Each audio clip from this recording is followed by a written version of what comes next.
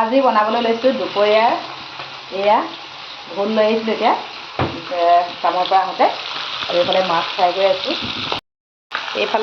কৰি আছোঁ। এয়া হৈছে একদম মাছজনী জীয়া মাছ, একেবাৰে পানীৰ পৰা উঠাই কাটাই আনিছোঁ বেপাৰীৰ পৰা। কমন কাপ নে কিবা বুলি কয় নেকি এজনী।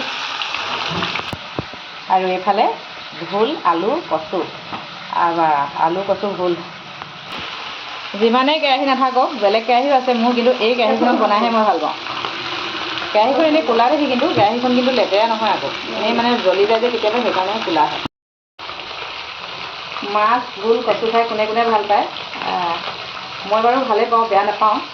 কম তেলত বনাইছোঁ। ভোল একদম জহা ভোল যে, একদম কাটোতে জহা ভোল গোন্ধাই আছে একেবাৰে।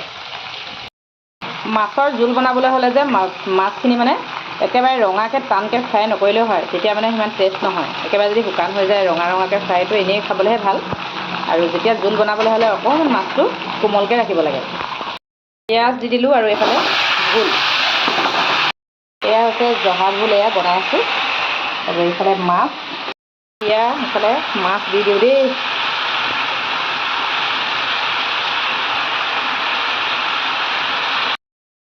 ভোলৰ তৰকাৰী হৈ গ'ল, এই দেখিছেনে, ভোল আৰু মাছটো খাই এনেও ভাল লাগে, সকলোৱে গম পায় নহয় জানো। আৰু আমিও এতিয়া ভাতকেইটা খাই লওঁ, আৰু বহুত দেৰি হ'ল, ভোক লাগিছে।